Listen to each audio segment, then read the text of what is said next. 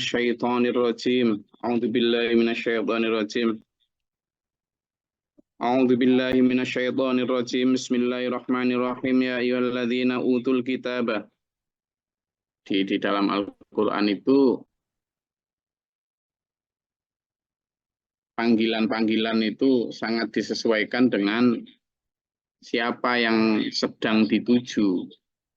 Ada ya ayuhan nas, berarti wahai segenap manusia. Kadang ada ya bani Adam, topiknya juga disesuaikan.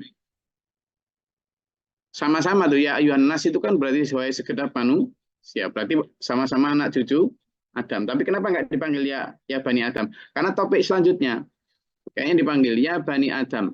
Allah ta'budu syaitan innahu lakum aduwwum mubin. Alam ahad ilaikum ya bani Adam Allah ta'budu syaitan innahu lakum aduwwum mubin. Bukankah sudah aku peringatkan kepada kalian wahai anak cucu Adam. Kenapa anak cucu Adam? Ya ayuhan nas. Karena Allah sedang ingin mengingatkan kejadian pada saat Adam, karena topik selanjutnya adalah tentang setan gitu loh. Jadi logika berpikir yang dipakai Quran itu luar biasa. Enggak asal itu kalimatullah. Kalimahnya Allah. Jadi kenapa sama-sama manusia yang ditunjuk, tak pandang suku ras agama, tapi kenapa pakai ya bani Adam? Karena Allah sedang mengaitkan dengan topik selanjutnya. Allah ta'budu syaitan innahu lakum aduwwum mubin. Kamu jangan ikut setan loh ya.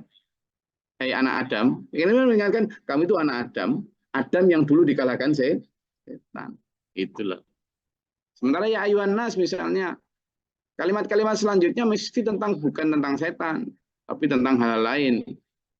Baik tentang kerukunan dan lain sebagainya. Di sini juga diterangkan tentang ya ayyuhalladzina utul kitab. Oh, berarti fokus pada orang-orang Yahudi atau orang-orang Nasrani, karena ahlu kitab itu dua, yakni Yahudi yang menerima kitab Taurat, Nasrani yang menerima kitab Injil. Perintahnya, nah ini loh. Aminu bima nazzalna musaddiqan lima ma'akum. Nah, ini mudah-mudahan sudah pada hadir ini. Jadi aminu bima nazzalna musaddiqan lima ma'akum. Pertama yang perlu kita garis bawahi adalah sampean boleh berteman dengan siapapun, berinteraksi dengan orang Yahudi, dengan orang Nasrani, monggo, berinteraksi dalam hal perdagangan, berinteraksi dalam hal sebagai tetangga, monggo. Tapi jangan lupa, sampean itu punya kewajiban dakwah, mendakwahkan ideologi kita. Loh, gitu lah. Nah sekarang ini entah interaksi yang dibangun begitu erat-erat sampai seolah-olah tidak ada batas, sehingga muncul pertama yang keliru adalah dianggap sama agama Islam sama agama sama kayaknya gitu, sama-sama baik. Wes nggak karu-karuan dah. Yang kedua tidak ada keinginan untuk mendakwai, tidak berani. Iya toh? Padahal interaksi yang dibolehkan dalam konteks toleransi di masa Rasulullah Muhammad SAW itu tidak menggugurkan kewajiban kita untuk dakwah. Di sini ini contohnya. Rasulullah Muhammad SAW berinteraksi di Madinah itu dengan orang Yahudi, bahkan tetap menjalankan praktik biasa dalam hal muamalah seperti jual beli, hutang piutang. Rasul pernah hutang sama orang Yahudi. Rasul juga pernah jual beli biasa. Tapi Rasul tetap menyampaikan ini. Wahai orang-orang Yahudi yang diberi kitab Taurat, kan gini artinya. Aminu, kamu itu berimanlah bima terhadap Al-Quran. Bima terhadap Al-Quran. Jadi Rasulullah meskipun berinteraksi dengan penuh toleransi, Tapi Rasulullah tetap tidak melupakan kewajiban dakwah. Nah, ini yang sering hilang dari konsep toleransi yang digaungkan oleh orang sekarang. Kita kan tidak boleh mencampuri urusan agama lain. Enggak, kita tidak mencampuri. Kita sedang menawarkan dagangan kita. Orang mau beli atau tidak, monggo. La ikroha fid din. Nah, di situ letak tidak boleh memaksakan agama. La ikroha fid din. Tidak ada paksaan dalam agama. Tapi kita tetap harus menawarkan dagangan sebagai sales kebenaran. Harus, nanti ditanya sama Allah itu. Kamu beriman sama kitabku, wahyuku. Beriman ya Allah. Kamu amalkan isi kitabku. Misalnya sudah mengamalkan, insya Allah ya Allah. Oke, pertanyaan ketiga nih. Apakah kamu dakwakan, sampaikan apa yang kamu imani? Nah, di situ zaman kadang kita ini toleh, mbak celunguk gitu. Ngapain saya sedang mencari jawaban? Kan jadi celunguk jadinya. Ya? Jadi bagaimana kita bisa mendakwahkan ini seperti yang sudah dicontohkan oleh Rasulullah ini? Bagaimana agar kita ini benar-benar memberi ruang kepada diri kita bahwa kita harus berani. Jangan sampai konsep toleransi itu lalu membuat kita sungkan, atau malah kita kemudian minder, lalu kemudian kita tidak malah mewarnai, tapi malah terwarnai. Oke. Dan ini insya Allah sudah kita praktekkan, baik di Bali, dimanapun saya.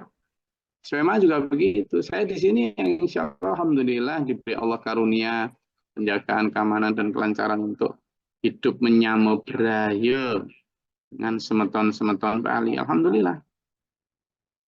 Ya, kemarin Pak Nyoman panen jeruk yang besar itu, jeruk Bali ya.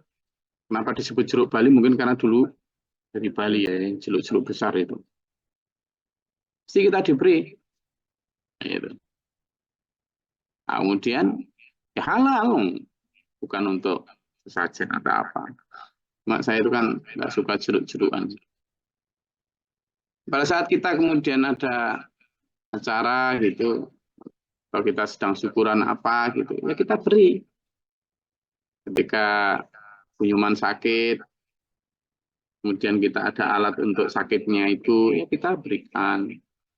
Ketika ada anak yang namanya Komang, mau operasi apa, kemudian menghadap kita, ya kita support. Biasa seperti itu. Tapi pada saat tertentu, di mana kita memang ada forum-forum ngobrol bareng atau diskusi tentang hidup dan sebagainya, ya kita sampaikan tentang konsep kehidupan kita, gitulah. Dengan cara yang santun tentunya, dengan cara yang tidak menyerang atau menghina. Sudah sering, alhamdulillah. Tentang hasil serahkan Allah. Tentang hasil serahkan Allah. Karena innallaha yahdi may yasha wa yudhillu may yasha, itu sudah urusan Allah, bukan domain kita. Jadi dari kalimat ini aja sudah kita itu diperintah untuk meniru.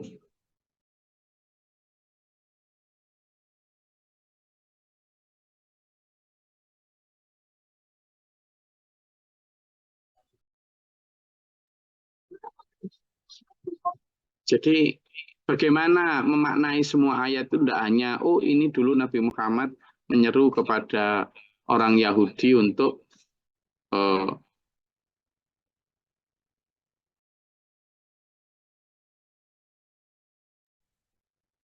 beriman kepada Nabi Muhammad SAW, kepada Quran, tetapi itu.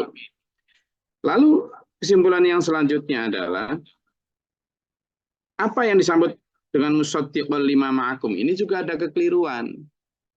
orang sekarang itu kemudian sampai orang Islam terutama itu kebablasan sampai mengatakan loh Quran itu membenarkan Taurat dan Injil gitu. Berarti Taurat dan Injil benar.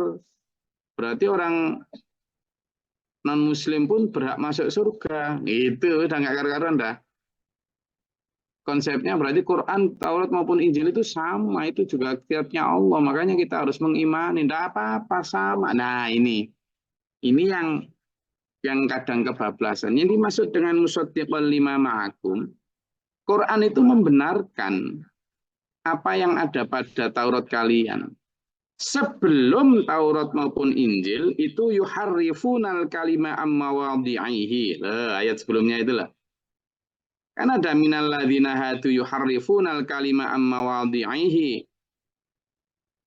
Sebagian dari orang Yahudi itu ada yang menyelewengkan atau mengubah ayat Allah yang ada dalam Taurat dari tempatnya. Jadi ditambah dikurangi.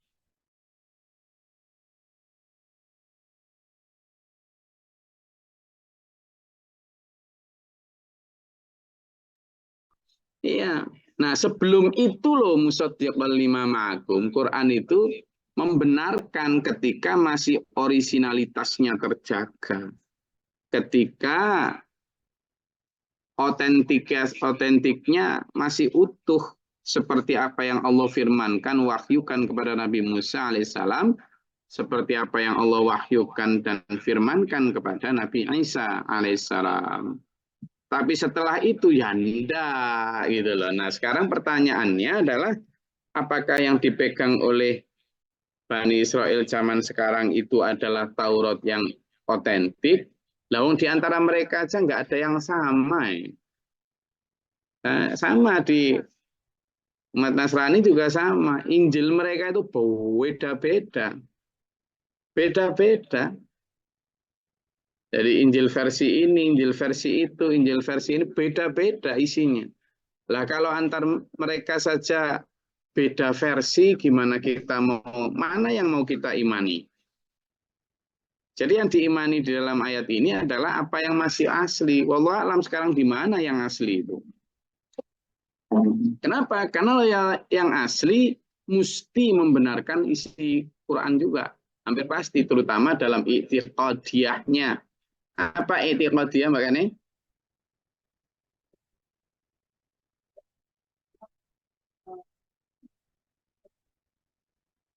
Dalam hal ketauhidan, benar yang dibilang Mbak Kani. Dalam hal ketauhidan adalah antara Taurat, Injil, Zabur, Quran sama. Udah pasti. Hanya dalam hal muamalah. Nah, dalam hal amalia atau muamalah ini yang mungkin ada perbedaan. Kenapa? Karena di situ mengatur syariat yang berbeda tentu dari zaman ke zaman. Tapi dalam hal i'tiqadiyah, dalam hal akidah sama. Nah, itu yang dibenarkan. Sehingga ini adalah yang perlu kita luruskan supaya toleransi yang kita terapkan itu tidak kebablasan sampai kemudian bergaul akhirnya ikut kebaktian di gereja dan lain sebagainya, ya kan? Kemudian ikut ibadah di kelenteng-kelenteng. Ini sudah bukan toleransi, tapi sudah talbisul haqqa bil batil. Sudah mencampur adukkan, bahkan mengganggu ibadah mereka itu. Sampean orang non Buddha atau non Hindu atau non Kristen kemudian dan memang tidak sedang masuk agama itu lalu masuk ke ruang mereka kemudian ikut acara mereka hanya untuk ya itu mengganggu, bukan kok toleransi, justru mengganggu mereka itu. Nah yang kayak gini yang bukan dalam bentuk kenapa lana amaluna walakum amalukum lakum dinukum wali yakin. Nah, pada saat itu kita kembali ke ayat 47 dan 48 yang kita kaji. Pada saat itu Allah memberikan seruan lewat Nabi Muhammad SAW. Hai orang Yahudi, berimanlah kepada Quran. Yang Quran itu juga membenarkan isi Tauratmu yang ada di kamu. Min qabli an natmisa wujuhang fanaruddaha. Sebelum kami ratakan wajahmu itu ke belakang. Sebelum kami poklek ala atau bariha ke belakang. Ini ancaman ya. Keras. Jadi dakwah Nabi Muhammad SAW itu nggak selalu kemudian lemah lembut.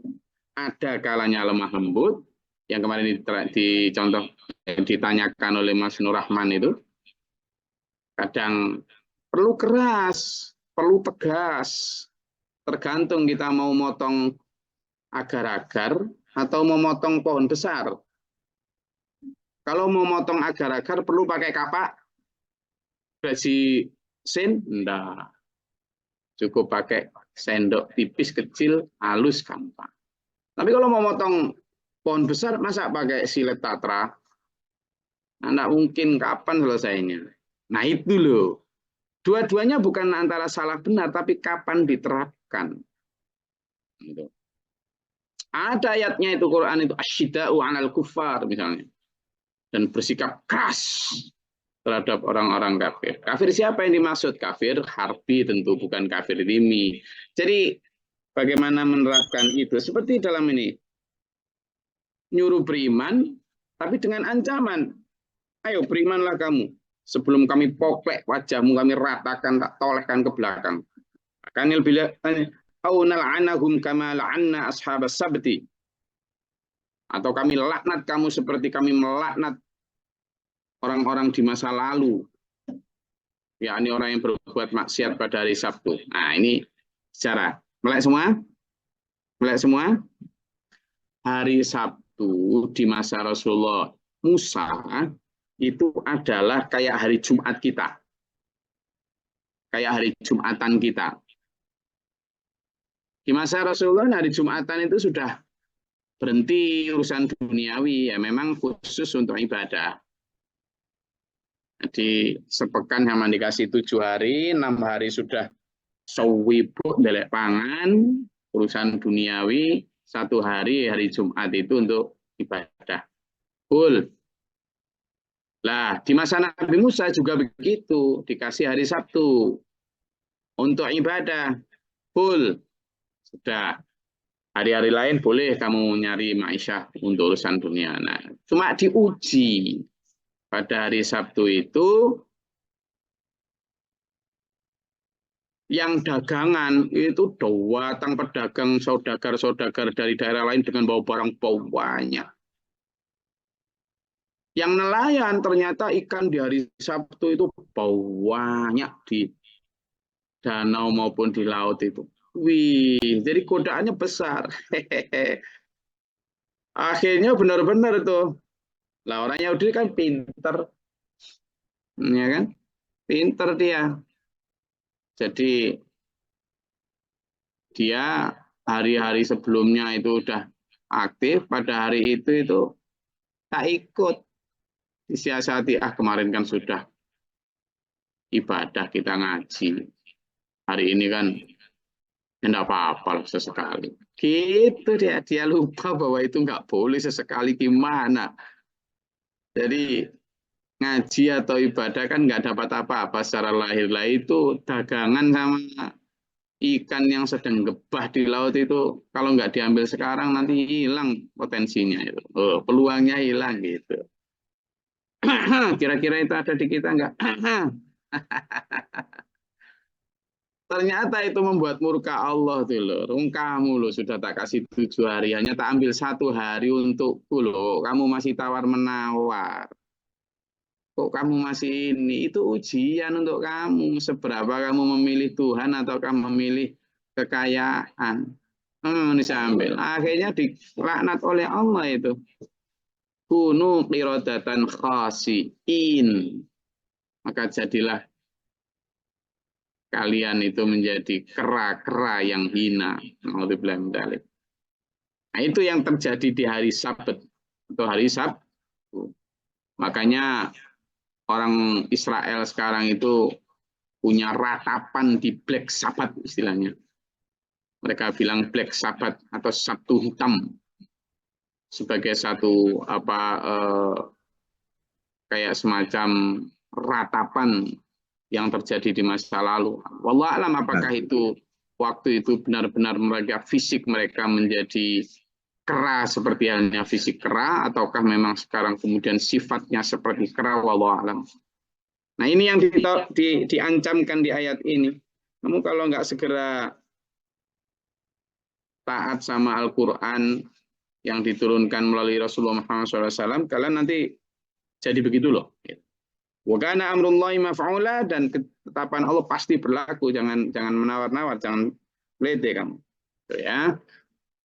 Ini ayo refleksikan ke diri kita. Innallaha la yaghfiru ayyushraka bihi wa yaghfiru ma duna dzalika liman yasha. Allah tidak akan mengampuni dosa syirik ya, kepada Allah, mensekutukan Allah dengan yang lain. Allah akan mengampuni dosa-dosa selain itu. Nah, syirik ini menyekutukan Allah dengan yang lain, artinya menyembah patung, keris, ake, baju apa yang dijamus-jamus apa segala macam. Podo wae Mas. Hati-hati loh ya. Kalau kena syirik atau punden-punden makam-makam yang dianggap memberkahi, memberikan manfaat, makam kok memberikan manfaat. Makanya itu yang masuk membuat tandingan rasa kadang. Hati-hati loh ya, tidak diampuni dosa syirik seperti itu. Wa may yusyrik billahi faqad iftara itsman 'azima, dan barang siapa yang menjadikan Allah ada tandingan di sisinya, itu orang itu sudah membuat dosa yang sangat besar. Ya, dosa syirik itu dosa besar, nah, dulur, konco, bapak, ibu, mbah, hati-hati ya. Syirik besar yang tidak diampuni itu. Nah, tapi hati-hati meskipun syirik kecil seperti riya dan sebagainya. Nanti kalau dibiarin ya jadi syirik besar itu. Ya, ya, saya rasa itu. Monggo kalau ada yang mau ditanyakan atau disampaikan, silakan.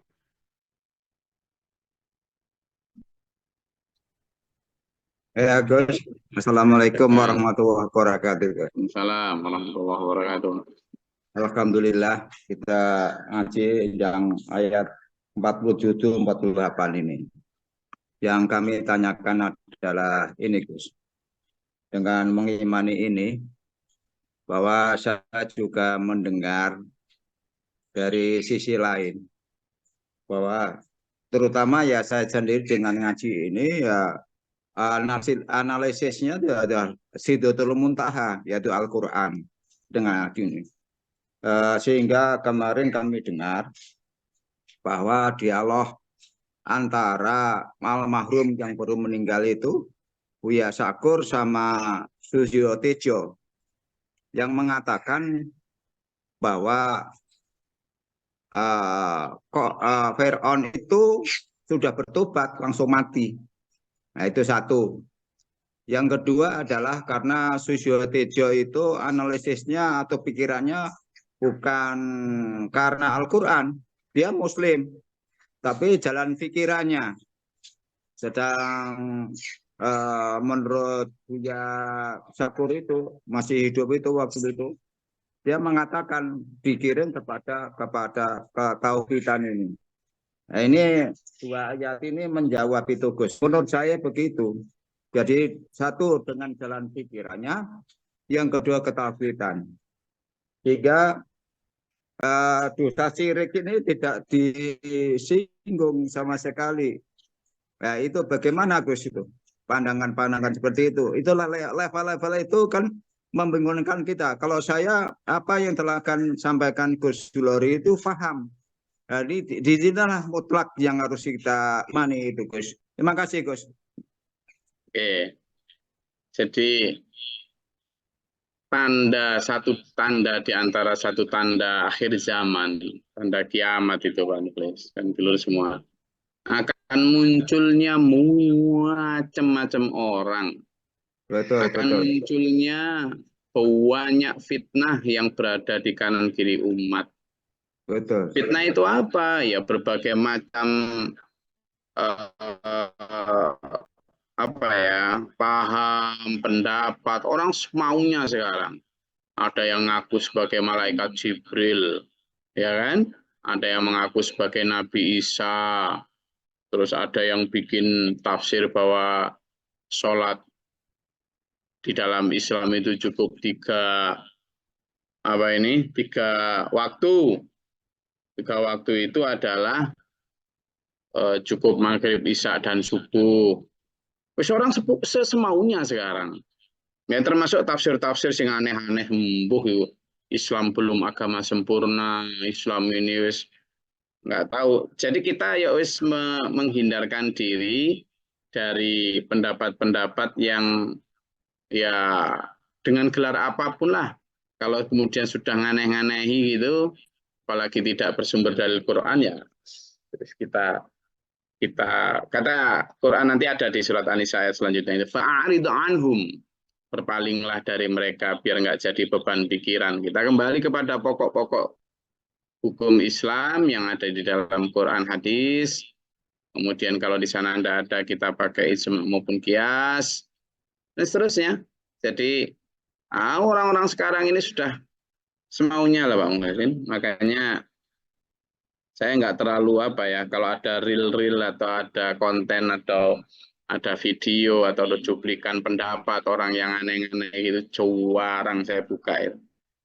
Itu hanya memenuhi memori saya itu. Nanti saya nggak jadi mikir masjid yang sedang kita bangun di Serang, nggak jadi mikir perintisan cabang Sumbawa. Nanti saya pada saat ngaji gini kepikiran sama pendapat-pendapat mereka, ya mungkin perlu kita sesekali kalau yang viral dengar ya malah kita pakai bahan untuk diskusi, jangan sampai seperti ini dan itu. Jadi saya rasa kalau ada nanti lama-lama ada loh Pak Muhyiddin yang kemudian Allah itu sebenarnya tidak abadi, gitu-gitu nanti lihat aja nanti. Dan yang dipakai nanti ya gelar-gelar apalah, Ya. mau Gus, mau Buya, mau Kiai, mau Ustadz, mau apapun. Makanya saya jarang mengenalkan diri sebagai Gus Glory, itu jarang ya. Orang sendiri yang memanggil saya itu. Saya hampir nggak pernah memanggil Gus Glory. Nama saya Gus Glory, enggak pernah. Ya Glory gitu aja. Dia mau manggil saya Pak, Dek, Mas, Om, Bos. Kadang bos juga bosku gitu. Kalau saya pas beli motor itu manggilnya bosku gitu. Supaya apa? Supaya kita tidak terbelenggu dengan itu. Karena kalau saya dipanggil Glory gitu aja kan, kalau saya salah itu nggak ikut-ikut Gusnya itu. Iya. Jadi anak sudah kadung dianggap bahwa itu ucapan sakral, siapapun sekarang meski bukan anak kiai pun menyebut diri sebagai Gus gitu. Gus gampang sekarang jadi Gus itu, padahal sulit jadi Gus itu. Jadi Gus itu harus membawa nama dan norma dari seorang anak kiai yang sudah dianggap bahwa kiai itu adalah sakral. Ini sekarang hilang sudah.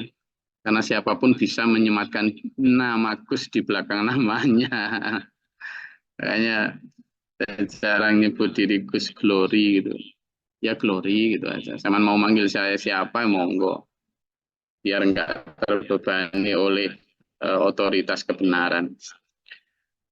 Ada lagi silakan. Terima kasih, Gus. Ini mau nanya di luar ayat ini mengenai ada Mauludan, ada Isra Mi'raj. Ini ada hadisnya apa ada tuntunannya? Kalau sama nyari hadis tidak ada. Orang yang bilang bahwa Maulid itu ada dasarnya, tidak ada ya. Tapi apakah itu boleh? Ya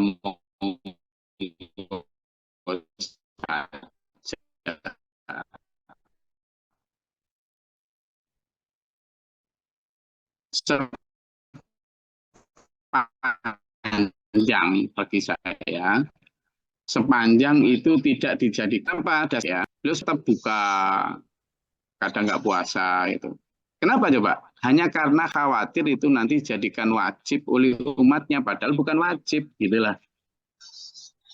Jadi apapun yang sunnah itu jangan kemudian seolah-olah wajib. Sehingga kalau orang tidak melakukan maulid seolah-olah wah itu radikal, wah itu wahabi apa, enggak ya. Sudah. Kalau Isra-nya tuh, Isra Mi'raj ini, Eh, kalau Isra Mi'raj juga sama Pak Lidul. Baik Isra Mi'raj maupun Maulid sama. Tidak ada dasarnya peringatan Isra Mi'raj di dalam hadis maupun kitab-kitab, tidak ada. Baik di kitab Syafi'i, Hambali, Maliki, Hanafi, tidak ada. Ya. Tidak ada. Itu hanya sebagai pengingat kita. Saya kalau diundang untuk ngisi ceramah di Isra Mi'raj maupun Maulid, ya sama. Saya datang. Itu baik hanya sebagai pengingat, sebagai reminder. Tapi jangan dijadikan kemudian seolah-olah wajib yang pertama. Yang kedua juga jangan kemudian mengolok-olok orang yang tidak melakukan itu. Ya. Tidak ada perintahnya. Jadi orang yang tidak melakukan itu tidak salah blas. Tidak salah. Jangan kemudian dicap itu radikal, wahabi, inilah itu. Jangan deh.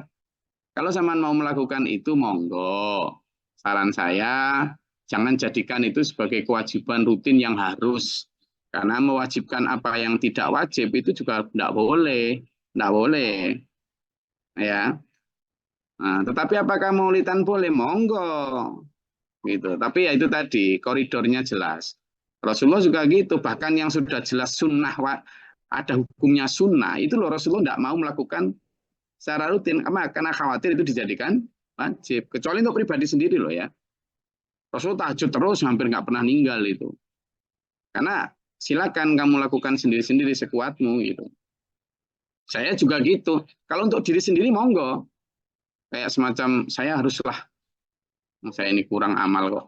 Saya tahajud meskipun sunnah, saya mengharuskan diri saya sendiri. Monggo kalau untuk diri sendiri. Tapi kalau untuk gerakan umat yang itu kemudian nanti presidennya adalah merubah hukum. Nah ini yang jangan.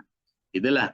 Ya. Jadi harus benar-benar dibedakan. Sampean yang tidak maulidan nggak usah ngolok-ngolok yang sedang maulidan. Sama yang tidak Isra Mi'rajan nggak usah diolok-olok. Saya ini malam Sabtu ini katanya diunjang kajian rutin. Tapi ternyata temanya adalah memaknai Isra Mi'raj dan seterusnya. Ya nanti saya datang akan saya sampaikan Isra Mi'raj.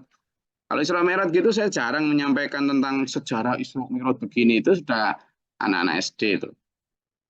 Yang dimaksud dengan Isra Mi'raj, coba ambil satu momen, kan itu panjang tuh Isra Mi'raj itu sejarah dan cerita di dalamnya. Ambil satu momen tentang Isra Mi'raj, entah tentang sholatnya, entah tentang perintah sholat atau tentang ketemu Nabi siapa dan sebagainya. Ambil momen itu lalu kupas dan hubungkan dengan kekinian. Nah itu baik, gitulah. Peringatan Maulid juga gitu. Ya kalau mau ingin bersyukur atas lahirnya Rasulullah Muhammad SAW, ya tidak harus dengan bikin panggung-panggung, apalagi kemudian dicampur dengan telur, budaya Paskahnya orang Muslim, dan sebagainya. Nah itu loh yang kemudian nanti dicampur-campur yang kayak gitu, itu yang kurang baik. Kalau sekedar kemudian mengadakan ceramah atau zikir dan sebagainya, ya monggo saja. Tapi ya itu tadi, jangan kemudian dijadikan seolah itu wajib, apalagi mengolok-olok yang tidak melakukan itu. Ya, jadi saya rasa itu kajian kita pada pagi hari ini. Semoga Allah merahmati kita, mencerahkan kita dengan cahaya iman dan kebenaran. Ayo jaga kesehatan jasmani rohani, minta kepada Allah kesehatan jasmani rohani. Nanti berangkat kerja juga gitu, minta jangan rezeki yang banyak, tapi rezeki yang halalan thayyibah. Rezeki yang wasi', yang luas, ya, sehingga dijaga koridor pekerjaan kita itu dalam koridor yang hak, yang halal. Juga minta dilancarkan urusan kita, karena apapun masalah kita, insya Allah ada solusinya di hadapan Allah.